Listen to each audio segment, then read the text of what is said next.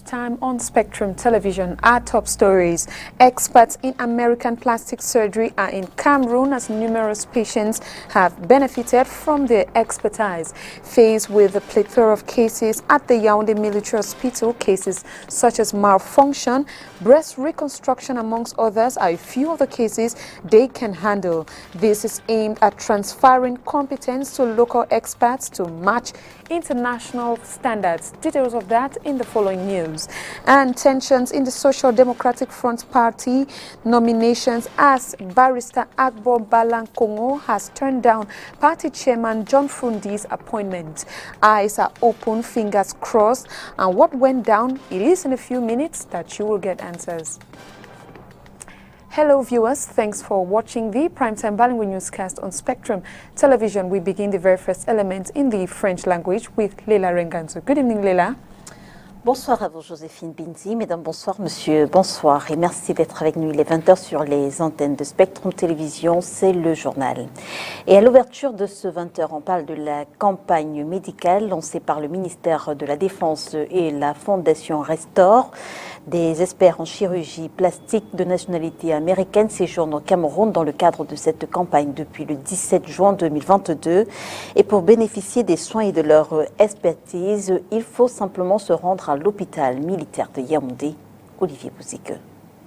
Dans son lit d'hôpital, cette victime de guerre dans son état de santé après l'opération chirurgicale subie. Vous avez été opéré hier. Vous avez été opéré de quoi? C'était... On avait une rétention. Alors vous vous sentez bien? Vous pensez que ça va aller? Ça va aller, ça va très bien. Il y a eu un traumatisme opérationnel au niveau de l'urètre qui a été opéré par l'équipe du professeur Kahn ce matin. Donc il est à un jour de post-opératoire. Il fait partie des nombreux patients qui ont bénéficié du docteur Michael Obeng et son équipe venue des États-Unis. Expert en chirurgie plastique, le spécialiste a été confronté à une pléthore de cas ici, au centre d'imagerie médicale de l'hôpital militaire de Yaoundé. Pathologie urologique, déformation corporelle, chirurgie de reconstruction du sein, entre autres. Mais le cas le plus complexe sortait de l'ordinaire. Un cas rare dans la littérature médicale qui est une ambiguïté sexuelle chez une de nos victimes qui présente les deux sexes, qui est née avec deux sexes, mais qui a un morphotype d'un sexe que je vais taire le nom par souci de confidentialité. Et cette victime donc a choisi son sexe et le docteur Oben va l'accompagner pour lui reconstituer le sexe de son choix. Si le patient pourra au terme de l'opération obtenir gain de cause, les médecins camerounais pourront eux aussi bénéficier de ce transfert de compétences pour renforcer l'expertise locale. Ces opérations se déroulent dans le cadre d'une campagne de chirurgie plastique et reposition humaine de la Fondation Restore en partenariat avec le ministère de la Défense. Une vingtaine de patients ont déjà trouvé guérison. La campagne s'achève le 27 juin 2022. Et les députés juniors face au gouvernement camerounais, ils ont interpellé les pouvoirs publics sur la politique gouvernementale camerounaise en faveur des jeunes. C'était dans le cadre d'une plénière ouverte, dans le cadre, une fois encore, du Parlement des enfants. On fait le point avec Olivier Bouzike. Selon les statistiques du gouvernement camerounais, entre 2010 et 2014, les effectifs d'enfants abandonnés encadrés ont augmenté de 80%, passant de 1326 à 2391. C'est la problématique qui est au centre de l'édition 2022 du Parlement des enfants. Les jeunes députés interrogent le gouvernement sur le sujet. Cet engagement solidaire que nous voulons solennellement saluer ici et maintenant vient renforcer les nombreuses actions de sensibilisation, de communication et d'information initiées au quotidien par le ministère des Affaires sociales à l'emploi des familles et des communautés, tant au niveau central que déconcentré. Toutes les tranches de l'enfance sont touchées, y compris les nourrissons qui représentent 12% des effectifs, dont plusieurs jeunes filles, la plupart victimes d'un réel manque d'encadrement. Le ministère dispose des structures sur l'ensemble du territoire qu'on appelle les centres de promotion de la femme et de la famille.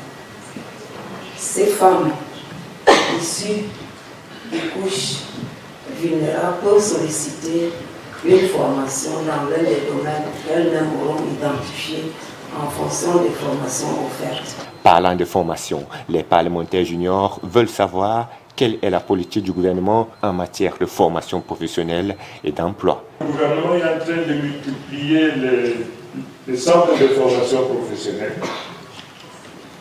Ces centres-là, évidemment, pour l'instant, il n'y en a pas beaucoup, mais on est en train de les multiplier pour que quiconque voudrait travailler, exercer un métier, puisse trouver un centre de formation où il pourra recevoir la formation qui soit conforme à son aspiration. Pour travailler, il faut être en santé, surtout dans un contexte marqué par les déviances scolaires, les grossesses précoces. La situation inquiète les élus de la nation. Nous avons dans la partie septentrionale, et nous sommes en train de l'étendre également à d'autres régions, ce programme que nous appelons chèque santé, qui permet aux femmes enceintes, avec ce chèque santé qui coûte simplement 6 000 francs, de faire toutes les visites prénatales qui sont nécessaires, d'aller accoucher sans stress, parce qu'en réalité, quand vous arrivez avec le chèque, on ne vous demandera pas un seul franc. Le Parlement a pris bonne note. Rendez-vous a été pris à la prochaine édition pour l'évaluation. SDF, maître Félix Agborbala dit non au Social Democratic Front, porté à la tête de la commission juridique du Parti de la Balance par le chairman Ni John Fundi. L'avocat et défenseur des droits humains a poliment décliné l'offre de Ni John Fundi. Il préfère se consacrer à l'humain au moment où la crise dite anglophone continue d'agiter les régions du nord-ouest et du sud-ouest. Mireille Siadji. Maître Félix Agbor Congo ne siégera pas au sein des organes dirigeants du Social Democratic Front. Nommé au sein du Shadow Cabinet, instance décisionnelle la plus importante du parti, l'avocat décline l'offre de l'opposant historique, le chairman John Fundi. Pour l'avocat, siéger au sein de ce parti qui a pour fief la zone anglophone du Cameroun serait une façon de limiter sa liberté. Dans la correspondance adressée au président national du Parti de la Balance, maître Félix Agborbala explique que sa préoccupation première est de défendre les droits de l'homme. Il soutient dans cette correspondance que les temps ont changé depuis 1990 et qu'il y a de nombreux défis qui le préoccupent. L'avocat rappelle que depuis 6 ans, les populations des régions du nord-ouest et du sud-ouest subissent les atrocités commises dans le cadre de la crise anglophone. Dans son rôle de défenseur des droits humains, Agborbala dit vouloir garder son impartialité, sa neutralité et son objectivité. Par conséquent, il décline respectueusement l'offre du président national du Social Democratic Front, SDF. Il faut dire que l'avocat camerounais dirige le Centre pour les droits de l'homme et la démocratie en Afrique. Figure bien connue de la société civile, il vient de recevoir aux États-Unis le prix de Robert Fitzgerald Kennedy des droits de l'homme. Dans un rapport qui vient d'être publié, le CHRDA répertorie les dernières attaques et autres actes de violence perpétrés contre les civils dans les régions du nord-ouest et du sud-ouest du Cameroun par les forces armées camerounaises et les combattants séparatistes. Il milite pour un retour de la paix dans ces deux régions. Il pense notamment que seul le dialogue peut mettre fin à cette crise qui perdure depuis 5 années maintenant dans ces deux régions du pays. Maître Félix Agbor souligne tout de même d'être très honoré par ce choix porté sur lui par le chairman.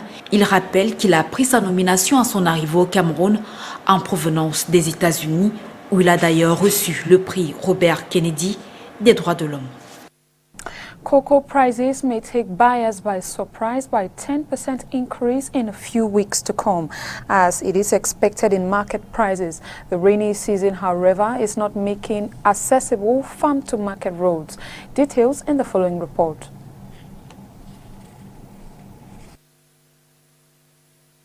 While picking up at 1,175 CFA since May 10, 2022, the maximum price per kilogram of cocoa beans rose to 1,200 CFA francs on May 24, 2022 in Cameroon's production basins, according to data compiled by the Sector Information System.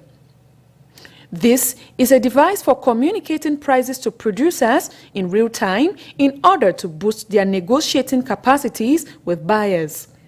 The improvement observed in the maximum price per minimum price has remained stable at 1,050 francs per kilogram since the beginning of May 2022, served to producers occurs while rainy season continues, generally marked by a drop in beans prices due to difficulties of access to production basins.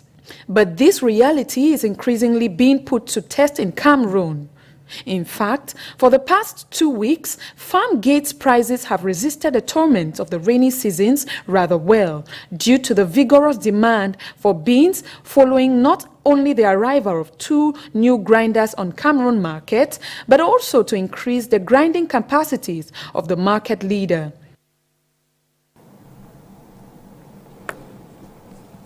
Syndicat national des journalistes du Cameroun, et c'est une femme qui présidera aux destinées du SNJC pour les 3 prochaines années. Marion Obam, puisqu'il s'agit d'elle, a été élue aux premières heures du 26 juin au terme d'une assemblée générale houleuse. Le 5e congrès électif du SNJC s'est tenu les 24 et 25 juin 2022, ici même, dans la capitale économique du Cameroun, Oriane Danquin. Avec 19 ans de syndicalisme dans le SNJC, qui lui-même a 20 ans d'existence, la nouvelle présidente du syndicat national des journalistes du Cameroun estime avoir fait toutes ses classes et pense pouvoir maintenir le rayonnement du SNJC. Je remercie pour la démocratie syndicale qui s'est exprimée ici. Je félicite aussi les 2 adversaires du jour qui ont fait vraiment preuve de ténacité jusqu'au bout. Ils n'ont pas démérité, mais je pense qu'aujourd'hui, il y a une rupture et il y a une page nouvelle qui s'écrit au SNJC en mettant à sa tête une femme. Mais pas seulement une femme, mais une personne compétente sur le plan national, continental et international. Merci chers camarades et bon retour dans vos sections respectives. Thank you very much. Ancienne journaliste au quotidien Mutation, l'ancienne vice-présidente en charge du genre a été élue lors du 5e congrès électif du SNJC tenu les 24 et 25 juin 2022 ici à Douala. Marion Obama a obtenu 54 voix sur 108 votants. Ses rivaux Aristide Ekambi et Mathieu Nathanaël Ndjok ont respectivement obtenu 32 et 22 voix. C'est aux premières heures du 26 juin que les urnes ont donné leur verdict pour des travaux qui ont démarré à 10 heures du matin du 25 juin. Les débats houleux et même électriques ont conduit à une suspension des échanges qui vont reprendre quelques minutes plus tard. Ce congrès, annoncé, annulé, reporté et finalement tenu, a adopté une motion pour l'exclusion définitive de 3 de ses membres, Thierry Eba, Samuel Mbonjok et Joseph Olinga, tous coupables de fautes graves. Le nouveau bureau exécutif national entend axer son mandat sur la formation des journalistes. Préserver les acquis, rendre les langues françaises et anglaises officielles pour travailler au syndicat. Tous nos supports devraient être des langues officielles en français et en anglais. Nous devons travailler à la préservation de la sécurité des journalistes et nous devons avoir une ouverture à l'international. Parce que sans ces informations, nous n'avons pas le pouvoir. Aujourd'hui, je suis dans les cercles de décision et je promets d'amener le Cameroun à avoir le maximum de place en Afrique et dans le monde entier. Marion Obam, qui est depuis quelques semaines membre du comité exécutif de la Fédération internationale des journalistes, remplace à ce poste Denis Kouebo, arrivé en fin de mandat. Bon vent à vous, Marion Obam, après le travail immense qu'a fait Denis Kouebo, l'ancien président du syndicat national des journalistes du Cameroun. Et puis en saison de pluie ou en saison sèche, la route qui mène à Bangapongo est impraticable. La localité située dans le 3e arrondissement de la ville de Douala, devenue célèbre après le crash d'un avion en 2005, peine à se développer. La cause, le non-aménagement des routes, pensent en tout cas les populations. 3e arrondissement de Douala, au lieu-dit Tradex Village. C'est ici que commence le calvaire des personnes qui désirent se rendre dans la zone de Bangapongo. En saison sèche ou en saison de pluie, la route est envahie de marques d'eau. La suite logique de cet état des choses, les conducteurs de mototaxi ici deviennent des cascadeurs professionnels avec un matériel de travail adapté. Je suis besquineur de la ligne. Banga Pongo, Petit Robert, nous travaillons sur la ligne. Et pour s'en sortir, ce n'est pas facile par rapport à l'état de la route. Bon, par exemple, quand il pleut de fois, vous voyez, pas de circulation. Même une voiture, la voiture ne peut pas entrer. Et sauf que les besquineurs qui volent dans les pistes. Moi, ici, c'est les pistes que nous pouvons traverser. Ce n'est pas vraiment facile. Sur le chemin, il leur est souvent arrivé de perdre leur charge, tomber dans des flaques d'eau ou de boue.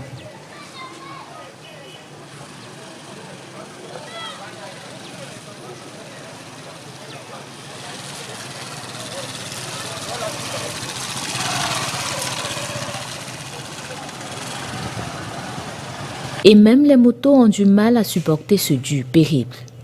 Les visites chez les mécaniciens se font en moyenne chaque semaine. Les populations habitant Banga Pongo ne savent plus à quel saint se vouer.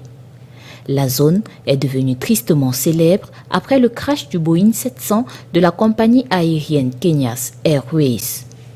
17 ans après la découverte des épaves de l'engin ici, le développement s'y installe à un rythme jugé lent par les habitants. Pas de route, pas d'eau potable et de multiples coupures d'électricité, c'est le constat qu'ils font. Ah, la route, les problèmes de lumière, même nous avons trop de problèmes de lumière. La route même, la route n'est même pas praticable. Pour que nos marchandises arrivent ici, c'est tout un problème. Quand tu as un sac comme le sac de légumes, c'est là comme ça, là. À cadeau, on porte ça à 1000 francs, 1500, un sac seulement. Un sac pour entrer ici, c'est 1500, 2000.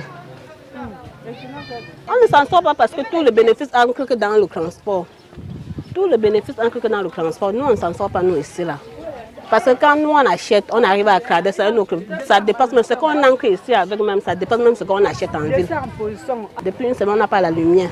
Donc, on vit nous comme nous sommes vraiment au village. Pour arriver dans Banga Pongo, il nous faut 4000 sur la moto pour arriver ici, là. Les mâts d'eau de gauche à droite. On ne sait quoi faire vraiment. Pour l'autorité traditionnelle de Banga Pongo, l'aménagement de la route va certainement booster sa croissance. D'ailleurs, des signes y sont déjà perceptibles. Nous avons un gendarmerie, nous avons un lycée bilingue, nous avons l'école publique bilingue, nous avons l'hôpital des districts, nous avons plusieurs écoles privées, plus d'une trentaine. Nous avons plus d'une 50 d'habitations. Ce dernier affirme croire que la zone n'a pas été oubliée par le gouvernement et que des travaux seront très prochainement engagés sur cet axe routier. In rainy season here in the city of Douala, inhabitants of Douala gradually accommodating themselves with new habits in order to brace themselves for the rainy season. Crystal Asexwele tells us more. The inhabitants of the littoral region of Douala are steadily accommodating themselves with the appropriate and necessary accessories to ensure that they brave the rainy season with all serenity. Ce qui concerne la saison pluvieux dans la région du littoral, moi particulièrement, pour ne pas... In order not to damage my clothes during the rainy season in Douala, I endeavor to dress up to fit in with the season, just like my jacket you see on me, and my waterproof boots to ensure I am comfortable during this season. De me permettre à être à l'aise par rapport à cette saison. These particular changes in habits and practices are made to fit in with the season. On est obligé de s'accommoder désormais du parapluie. C'est un accessoire qu'on avait laissé au balcon. We are forced to accommodate ourselves with umbrellas, an accessory we had abandoned on our balconies for a while, and waterproof boots instead of our ordinary shoes to prevent them from getting worn out by the rains. We are also obliged to accommodate ourselves with raincoats because there are some days here in Douala when the rains are uncontrollable and unnerving. Se fait vraiment pressante et énervante à la limite. However, after this period, these accommodations and accessories are abandoned and only resurface during the next rainy season. And let's take you to our international page. In California, a first-in-the-nation state task force is studying the treatment of black residents from the slavery era to present to determine whether the state should pay reparations or not. Details with the VOA. Juneteenth in Los Angeles was commemorated with a giant street party to mark the end of slavery in the U.S. We can't talk about Juneteenth if we're not talking about what? It's also an opportunity for residents to discuss reparations over the legacy of slavery. We are the ones who make sure these legislators pass this reparations language. We are the ones who make sure that they put in the work to make sure our community is made whole from being broken. California is the first state to look at reparations to Black Californians who descend from enslaved people. A state task force recently issued an interim report making the case that the state should compensate residents who can trace their lineage to an enslaved person. I see the cause for reparatory justice for African Americans being one of those progressive causes that California proudly is championing and pioneering. The task force has re-energized talk of reparations, long a dream for many Black Americans. What might it be? Housing and education credits? Cash? And it doesn't have to be so much that's going to destroy the country, but definitely we need to have some credit repair. When California entered the U.S. as a state in 1850, slavery was made illegal here. Reparations is about fulfilling the promises made after the Civil War to help freed people, says Moore, the task force chair. Reparations really addresses, at the heart, yes, slavery, but also the broken promise of Reconstruction in this country. Calls for reparations have gained momentum in recent years, receiving a boost after the 2020 police brutality protests. 62% of Americans say that the U.S. government has a responsibility to reduce slavery's effects, according to a 2021 Gallup survey. Some critics question the scope of the California task force and whether too much time has passed to correct the historical wrong of slavery. To what extent do you treat wrongs that were committed 200 years ago as social wrongs for which there has to be recompense today to a group of individuals who suffered no such thing? At a community event, residents spoke about the impact of racism. I am a California native, a descendant of African slaves on both sides of my family, one of which was lynched publicly in the Jim Crow South. A debt is owed, otherwise we will continue to be disadvantaged and left out of what our ancestors have built. There are worries that talk of reparations will be just that, talk. But the state process has given some a sense that there's progress on the issue. It's a step forward. Of course, I want things to move as swiftly as possible. The task force has until next summer to finalize its recommendations. Michelle Quinn, VOA News, Los Angeles. On va faire une grosse entorse au classement dans ce journal, vous le savez naturellement, après la page étrangère, c'est en général le sport, mais on va reparler économie avec notamment les marchés témoins. Dans le cadre de la lutte contre la vie chère au Cameroun, le gouvernement camerounais vient de mettre sur pied ce qu'on appelle les marchés témoins. C'est effectivement pour sauver les meubles, on va le dire ainsi, mais pour quel impact finalement? C'est la question à laquelle tente de répondre Mireille Siabji. Face à la flambée des prix des denrées sur le marché camerounais, le ministre du Commerce vient de proroger d'un mois son opération spéciale de vente de produits de grande consommation. Huile raffinée, farine de blé, riz, lait, sucre et bien d'autres à Yaoundé, la capitale politique du pays.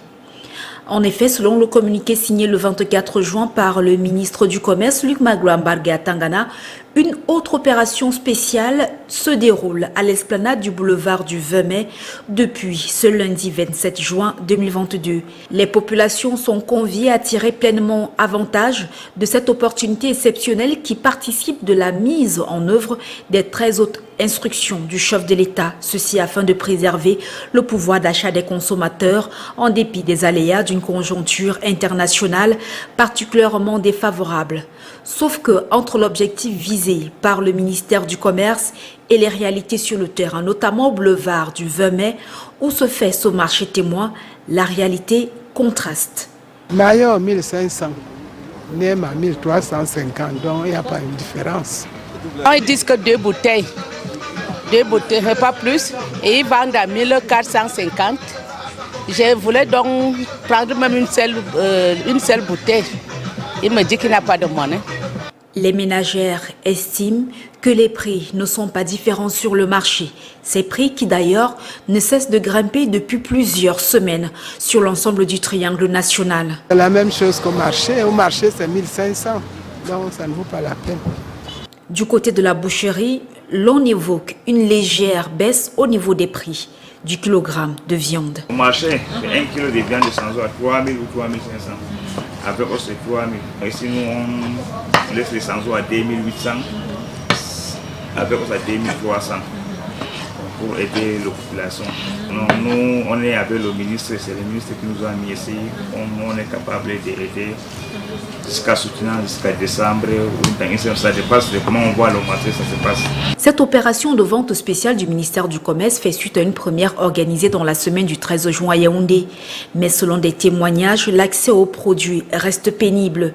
Il faut d'abord se faire enregistrer, patienter dans une longue file. En plus, les quantités d'huile d'achat, par exemple, restent limitées à 2 litres par personne. Et malgré tout, le stock des produits semble être très insuffisant. Rideau sur le 20h, mesdames et messieurs, merci infiniment de nous avoir suivis. On se retrouve dès demain 20h sur les antennes de Spectrum Télévision, si bien sûr Dieu le veut. Bonsoir. Bonsoir à vous, Joséphine Binzi. Good night to you, Leila. Good night to you, viewers. Thanks for watching. See you tomorrow, same time, 8 p.m.